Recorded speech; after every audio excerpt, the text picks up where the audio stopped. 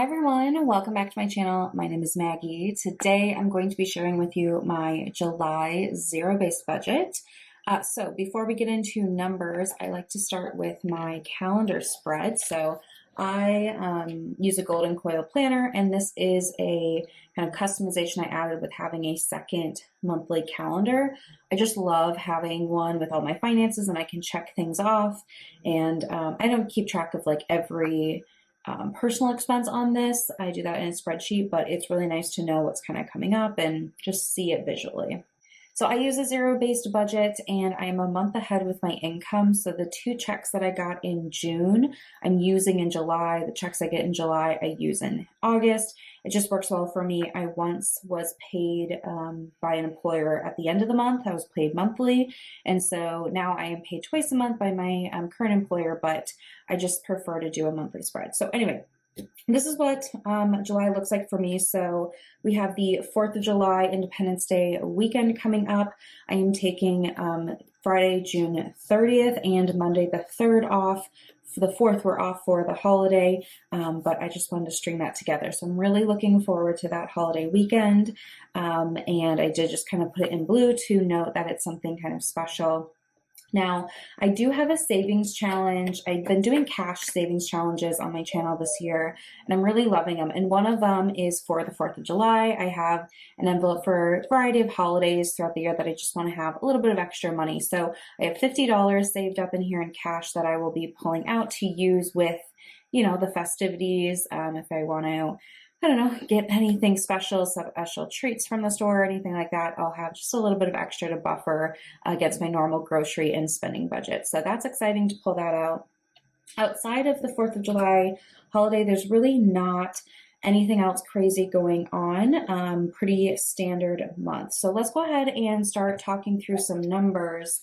We can talk through the different categories and all of that. Okay, so this is the sheet I use. I do this on a spreadsheet first, so I already know my numbers, but I do like writing it out, and it feels a little bit more like official and done. So first thing first, for a zero-based budget is my income. So I am budgeting $4,543.96. And again, that's from my 2 June checks that I'm now using in July. So the first section of my budget is for expenses. These are my kind of committed outgoings. So I've got bills and then just my normal variable spending all in this expense section. So first is my mortgage, and this has changed. It's going to be $1,017 going forward. I had a slight increase in my property taxes that I have rolled up, and so I needed to do a little adjustment of what I pay every month, and I decided to just round it out and not have any like change. So $1,017 going forward. My HOA is $283.41 per usual.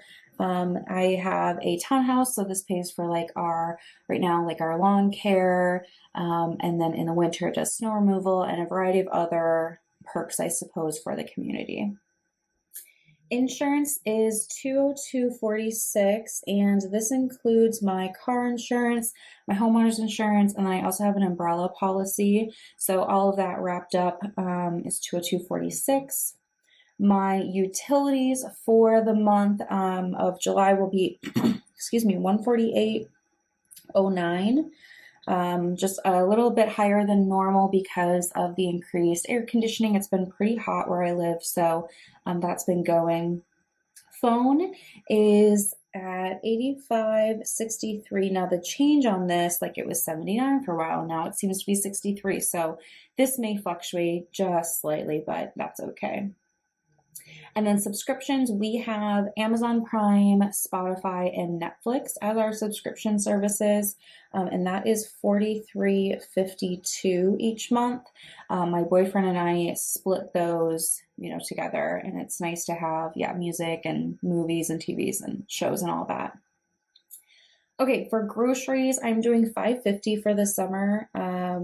that has been working. We do go out on the boat in the summer and like try to spend as much time outside as we can and on the beach. So we're packing our lunches and snacks. So my groceries seem to increase.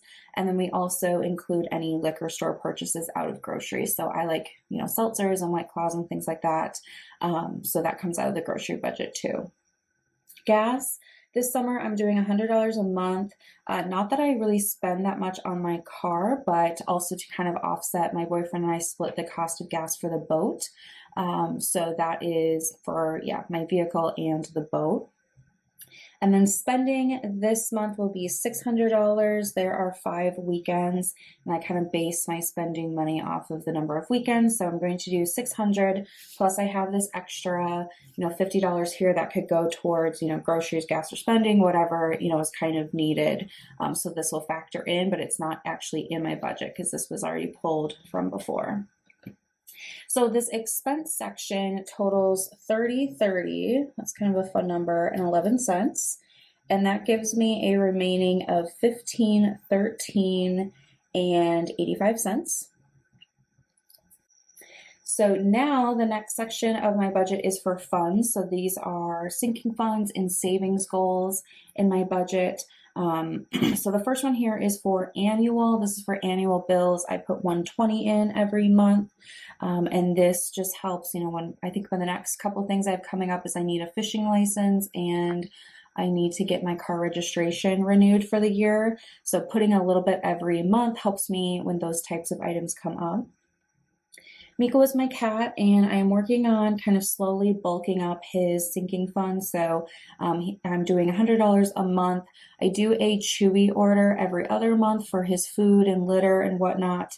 But I just want to, kind of beef it up a little bit, bulk it up. So I'm have upped this to $100 a month. It previously was $40.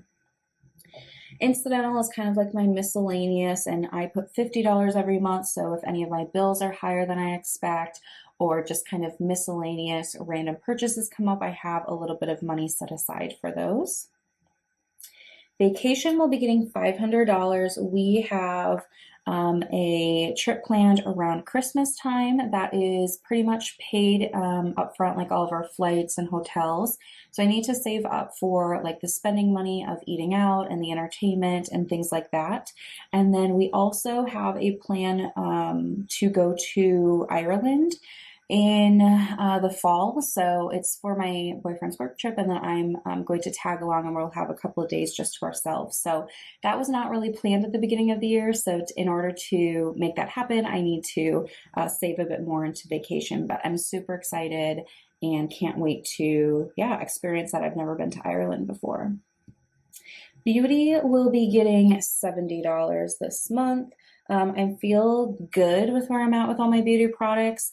So I don't anticipate too much spending, maybe something here or there, but I'm kind of trying to build that because I know in the fall I like to get some new things. So I'm trying to kind of want to build that this summer so that I could do like a bigger haul from Ulta or something in the fall.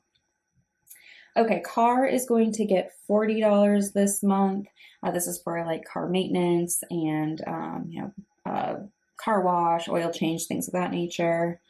Gifts will be getting $120. I don't have any birthdays or anything in July, but I do have my boyfriend's birthday is in August, and I already bought his gift.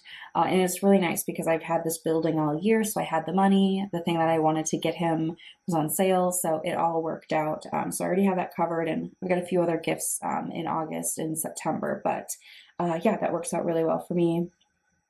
Giving will also be getting $70 this year, or this month, excuse me.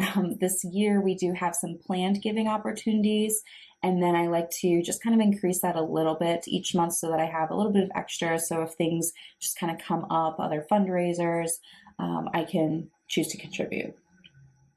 Health will be getting $50 this month, and then home will also be getting $50 this month. And then I've got the emergency fund. So I do have a fully funded emergency fund of 3 months of expenses, and then I added a buffer of $1,000 on top of that. And each month I just like to add $20 to just kind of keep it growing. And especially the cost of living has changed significantly since when I started that. So adding $20 every month kind of helps me keep in that range as, yeah, you know, the cost of groceries and gas and all the other things go up. And then future, this is where I'm putting all of the extra money I have right now. So this will be a 113.85. I am just saving up for future things, future costs. I don't know exactly what that means yet. My boyfriend and I hope to build a home in the future. I don't know, other things, but I just want to have kind of, you know, a goal of $3,000 this year in an account, and then maybe I'll do, you know, like another 2 to 3 next year. But I just want to build that so that when bigger things come up in our lives, we're ready and I've got money and it's not like I'm starting from scratch. So that's a goal with future. This whole section here is $13.03.85. So that gives me a remaining of $210.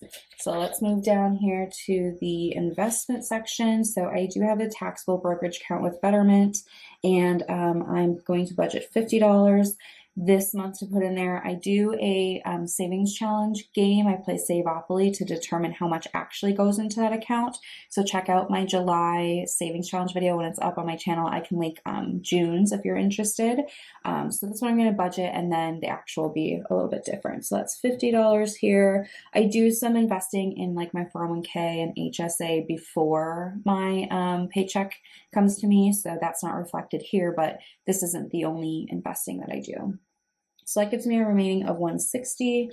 And then I've got this cash flow section, which really is for savings challenges. So I'm budgeting $140 in cash for cash savings challenges, and then $20 for this top off challenge that I keep digital.